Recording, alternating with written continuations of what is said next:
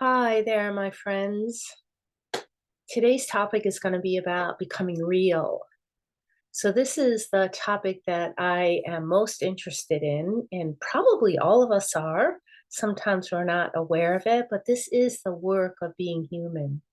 You hear it all the time, sometimes expressed as, I want to be authentic, or I just want to be myself. Like, what could be more satisfying than simply to be able to be who we are? And what is that? Who is that?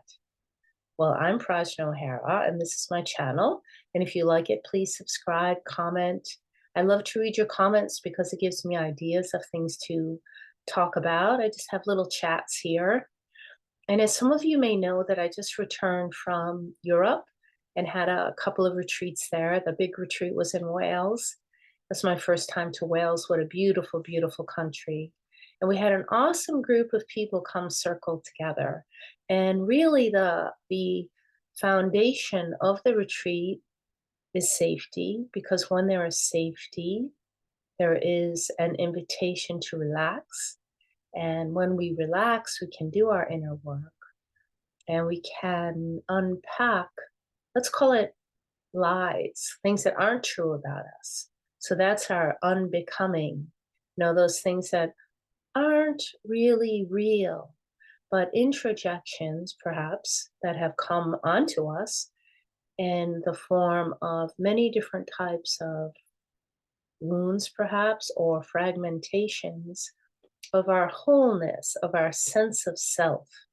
And then later, this can show up as traumatic responses, specifically in relationships, because there is something fragmented within that may not have been resolved and healed, joined together in a way that the nervous system gets to integrate some kind of new information to be able to be, to rest, to relax, and then the personhood, the humanness, can express more of the actuality of who we are.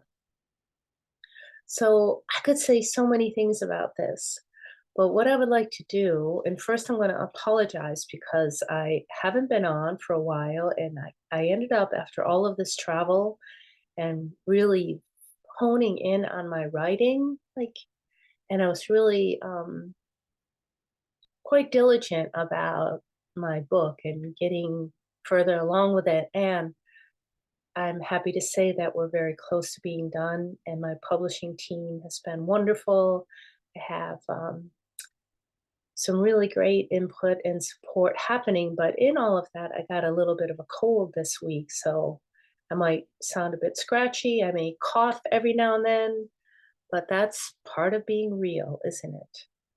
So I'm going to read to you, and I have a selfish reason in this too, because I want to read my book, the audio of it, and I'm very unpracticed in that. So I thought, I'll start with a little book like The Velveteen Rabbit. And if you haven't read this book, it's a treasure. And I read this, parts of it on retreat, and referred to it at different times because it's packed full of lessons, teachings on being real. So I'm going to read a little bit of this. I'm going to skip the beginning, but you'll want to read that. And the beginning is about being in this nursery and with all these different kinds of toys. And the Velveteen Rabbit is one of them, but there's these mechanical toys, there's wind up toys, and there's Skin Horse. Now, Skin Horse had lived longer in the nursery than any of the others. He was so old that his brown coat was bald in patches and showed the seams underneath, and most of the hairs in his tail had been pulled out to string neat bead necklaces. He was wise, for he had seen a long succession of mechanical toys arrive to boast and swagger, and by break their mainsprings and pass away. And he knew that they were only toys and would never turn into anything else. Here's a picture of Skin Horse. For nursery magic is very strange and wonderful. And I think of this as people talk about the magic that happens on retreats. So think of these retreats as being kind of like a nursery where magic takes place. And there's kind of like a reparenting, a relearning, undoing, and becoming real that happens. For nursery magic is very strange and wonderful, and only those playthings that are old and wise and experienced like the Skin Horse understand all about it. What is real? Asked the rabbit one day when they were lying side by side near the nursery fender. Before Nana came to tidy the room, does it mean having things that buzz inside of you and stick out handles? Real isn't how you are made, said the Skin Horse. It's a thing that happens to you. When a child loves you for a long, long time, not just to play with, but really loves you, then you become real. Does it hurt? Asked the rabbit. Sometimes, said the Skin Horse, for he was always truthful. When you are real, you don't mind being hurt. Does it happen all at once? Like being wound up? He asked, or bit by bit? It doesn't happen all at once, said the Skin Horse. You become. It takes a long time. That's why it doesn't often happen to people who break easily or have sharp edges or who have to be carefully kept. Generally, by the time you are real, most of your hair has been loved off and your eyes drop out and you get loose in the joints and are very shabby. But these things don't matter at all because once you are real, you can't be ugly, except to people who don't understand. I suppose you are real, said the rabbit, and then he wished he had not said it, for he thought the Skin Horse might be sensitive. But the Skin Horse only smiled. The boy's uncle made me real, he said. That was a great many years ago. But once you are real, you can't become unreal again. It lasts for always. The rabbit sighed. He thought it would be a long time before this magic called real happened to him. He longed to become real, to know what it felt like. And yet the idea of growing shabby and losing his eyes and whiskers was rather sad. He wished that he could become it without these uncomfortable things happening to him. Well, there was a person called Nana who ruled the nursery. Sometimes she took no notice of the playthings lying about, and sometimes for no reason whatever, she went swooping about like a great wind and hustled them away in cupboards. She called this tidying up, and the playthings all hated it, especially the tin ones. The rabbit didn't mind it so much, for wherever he was thrown, he came down soft. One evening, when the boy was going to bed, he couldn't find the china dog that he always slept with. Nana was in a hurry, and it was too much trouble to hunt for china dogs at bedtime, so she simply looked about her, and seeing that the toy cupboard door stood open, she made a swoop. Here, she said, take your old bunny. He'll do to sleep with you. And she dragged the rabbit out by one ear and put him into the boy's arms. That night, and for many nights after, the Velveteen Rabbit slept in the boy's bed. At first he found it rather uncomfortable, for the boy hugged him very tight, and sometimes he rolled over on him, and sometimes he pushed him so far under the pillow that the rabbit could scarcely breathe. And he missed, too, those long moonlight hours in the nursery when all the house was silent and his talks with the Skin Horse. But very soon he grew to like it, for the boy used to talk to him and made nice tunnels for him under the bedcloths that he said were like the burrows the real rabbits lived in, and they had splendid games together in whispers when Nana had gone away to her supper and left the nightlight burning on the mantelpiece. And when the boy dropped off to sleep, the rabbit would snuggle down close under his little warm chin and dream, when the little boy's hands clasped close around him all night long. And so time went on, and the little rabbit was very happy, so happy that he never noticed how his beautiful velveteen fur was getting shabbier and shabbier, and his tail coming unsewn, and all the pink rubbed off his nose where the boy had kissed him. Spring came, and they had long days in the garden, for wherever the boy went, the rabbit went too. He had rides in the wheelbarrow, picnics on the grass, and lovely fairy huts built for him under the raspberry canes behind the flower border. And once, when the boy was called away suddenly to go out to tea, the rabbit was left out on the lawn until long after dusk. And Nana had to come and look for him with a candle because the boy couldn't go to sleep unless he was there.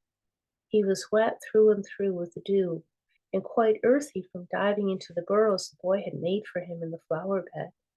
And Nana grumbled as she rubbed him off with a corner of her apron. "You must have your old bunny," she said. "Fancy all that fuss for a toy." The boy sat up in bed and stretched out his hands. "Give me my bunny," he said. "You mustn't say that. He isn't a toy. He's real." When the little rabbit heard that, he was happy, for he knew that what the skin horse had said was true at last. The nursery magic had happened to him, and he was a toy no longer. He was real. The boy himself had said it. So that's one section of it. There's still a little bit more, but there's so much in that. And I hope that you're understanding me okay with my clogged upness. But what I want to say about that story, there's layers in that. Because we sometimes think about our becoming realness, our growth as something that is always comfortable. I have made another video before about discomfort. But if you listen to that story, what we learn is not only in that, but when we experience opportunities for growth, that when we are perceiving something only from our minds, sometimes the mind has this idea of even saying something like, "I'm stuck," and it's being stuck in a holding posturing of a certain way of being. And in that perception, we're actually very distant from even what the experience of stuckness, as an example, might even feel like. Like, where does stuckness live in your body? Like, what is the sensation of that? Or is it an interpretation? Is it a conclusion that has been made? Is it almost like a resignment? It's like, is it a decision to remain mechanical? To remain fixated in a particular mode of being. And that, even in asking it, we're admitting that there's something very unsatisfying about being in a mechanical holding pattern, like the toys that they mention in there that will never become real. So we have to have this willingness to go through periods of discomfort, of getting shabby, of being messy, of having our armoring, the ways in which we protect and armor ourselves, having it loved off, having our eyes loved off. So for some of us, if we haven't learned to receive nourishment or haven't maybe felt safe in the nursery, in the playground, in the home life, in relationship, then to have something come close, even to come close to something within ourselves, to have this kind of intimate meeting with a part that may feel left out, abandoned, fractured on the outside. Then I'm losing my train of thought. But then it's maybe uncomfortable to take in love, to even be seen initially, like the little bunny, like at first, oh, he was hugging me so tight and sometimes roll over on top of me. But eventually he got used to it, the playfulness, the holding, so it's a different sensation to the nervous system. So this is why safety is so important. And this is the main ingredient that I endeavor to foster in any of the work that I do, whether it be a one-to-one session or a workshop or a full-on week-long retreat, is creating a ground of safety. And people may not be aware of that, but I'm very consciously doing certain things to instill that. And then when that is there, what isn't real, what is a lie, will come into the space. It will present itself. And these lies are like secrets that have been held onto. And for some of us, they're invisible. And for some of us, they're very visible. But we're somehow been given a message of that, of non-permission to express this. It's kind of like a don't say, don't say, don't say.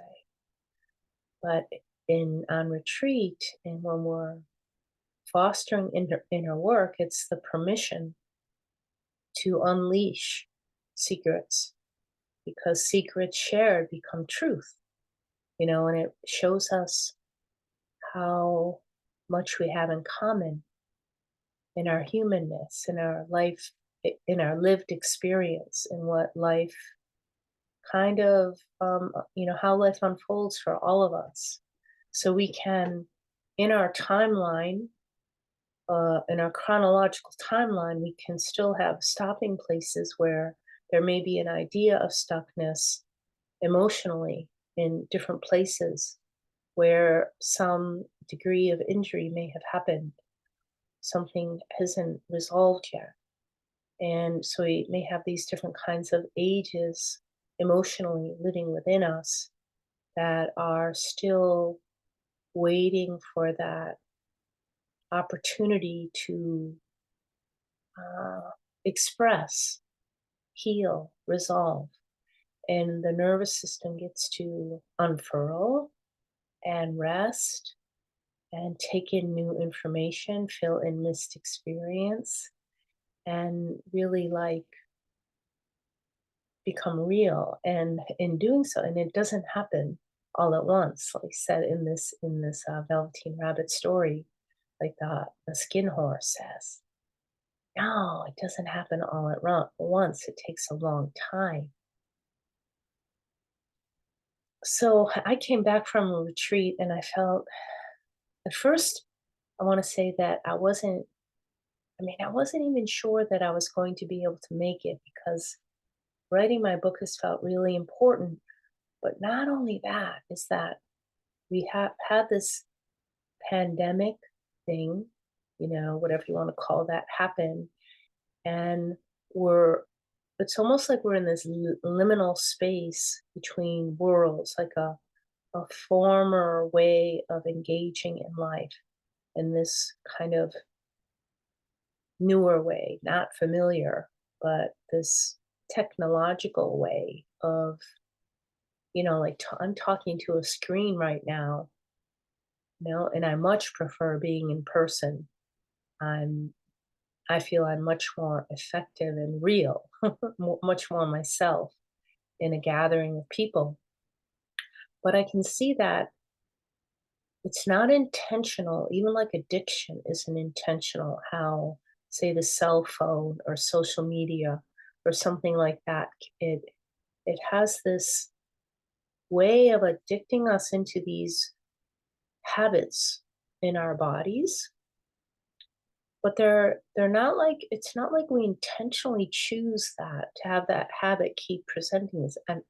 having a scrolling of the screen, and it's almost like you can then get up in a new day, and then this pattern kicks in again.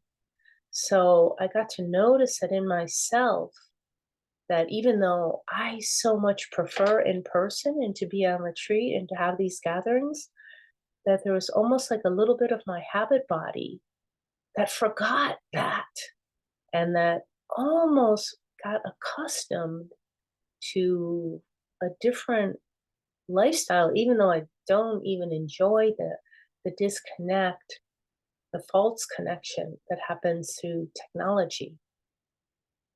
Even though I do have some connections locally and that happening around here, and there's the garden and there's other things, but it's a little different, would you say?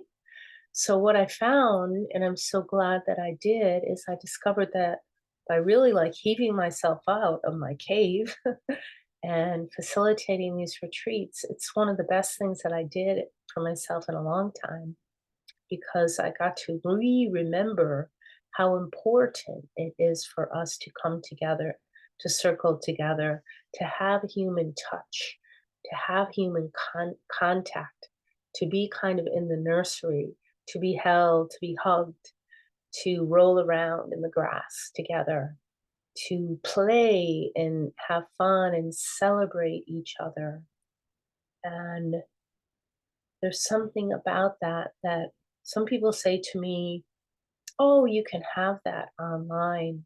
And I do feel a certain amount of connection online, but there's something really missing in that, the sensation of touch, of real human contact that happens on retreat or in a circle or in a meeting.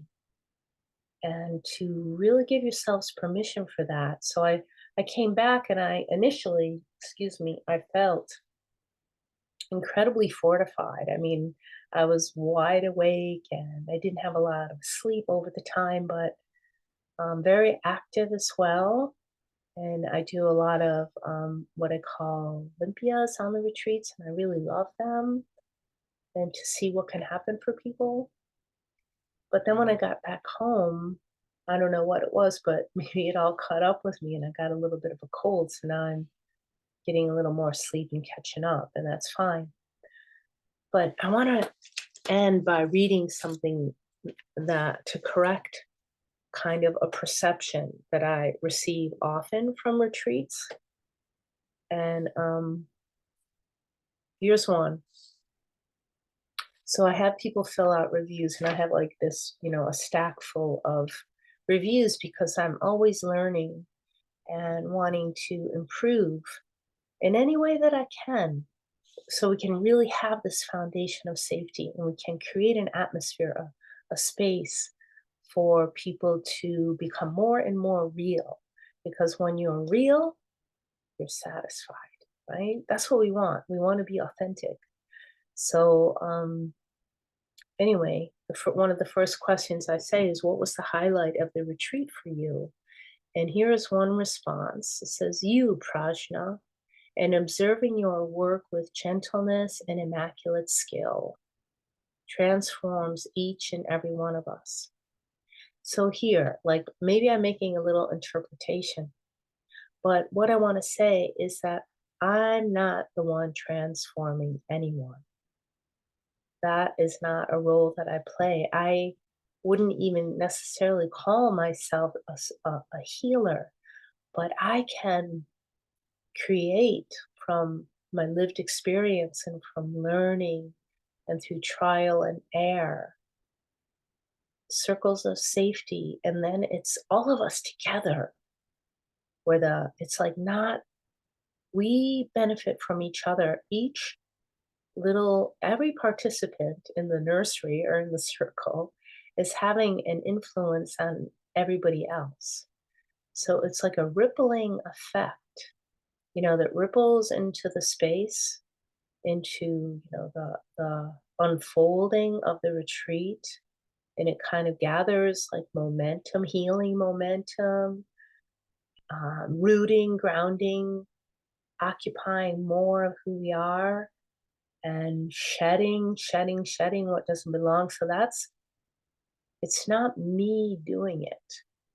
So here is and I appreciate these words very much. And then here's another one that I feel is a little bit more accurate in its perception on the highlight, which was invaluable. If I can read it.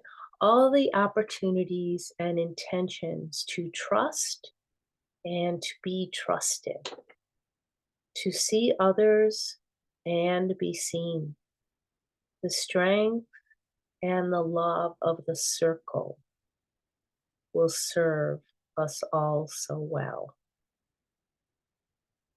The strength and the love of the circle.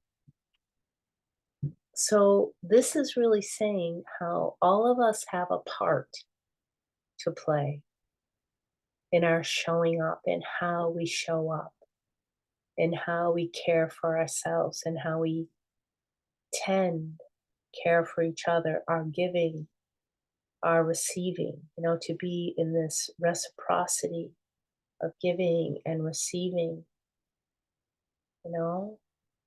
And what allows us to do that is like anchoring down through our feet, slowing down, slowing down, slowing down, and feeling the web, the interconnectivity of the ground of all beings and how each one,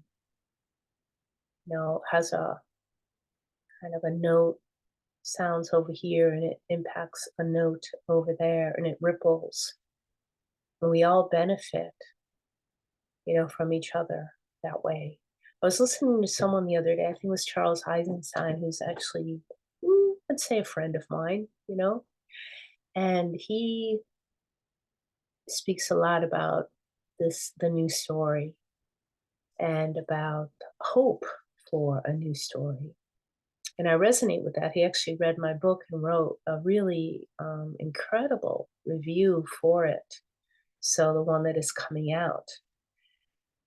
And he gave me hope in just how he responded to my story. But one thing that he said in this talk that I heard recently is this idea that we can wait for someone else to do it, whatever that it is. Like to do a part and then it will take care of it. Like somebody else will take care of it. We can leave something undone. I'm adding my own bit to it now because I see this all the time. Not all the time, but in certain places, I'm around a lot of people in a lot of different kinds of environments. And we can set something to the side, or we can walk past something, or we can not tell our truth because we're hesitant or afraid of what might happen if we speak out. And we'll say, oh, somebody else will do that and it will get taken care of. So that really landed on me because sometimes it's taken me a while to get my story out. Like I actually wrote it many years ago, and now this is the revised version of that. Because in the first writing of it, that was happening for me. I was hesitant to tell my truth, to kind of upset perhaps the status quo, to challenge the powers that be, to kind of offer a different voice of experience, of a true lived experience. And be a bit shaky about the consequences of what that might mean. And now I don't care. Now it's like, yeah, I can do that. I can tell my story and I want to. And I hope that in doing so that I'll have your support because it has been a really challenging ride, and sometimes I'm steering and sometimes I'm letting go and trusting. So anyway, I'm going to read one more review because these people are all the intention behind all of this is about being real. And here the highlight is it was all so incredibly meaningful for me. I think the most profound thing is noticing the journey I've taken from day one and how the medicine, most importantly, the support and guidance as beautifully as guided by you, Prajna, helped me to begin my deep healing. Thank you. Yeah, so from day one. So I have a couple of retreats upcoming, one in Germany and one in Vermont, I think in August and then in September. And there may be some other smaller ones here around the California area. But I highly, you can read the reviews on my website. These new ones will go up. They might go in a blog post. But I feel very strongly about this being another or one of the aspects of my contribution to a new story, and feeling very empowered by that because of what I see happening in people and what I feel happening in myself when I participate in this way. So that's it for now, my friends. So if you subscribe, thank you, and like, comment, share, and I love to hear from you. So you have a beautiful day. Take good care and see you next time.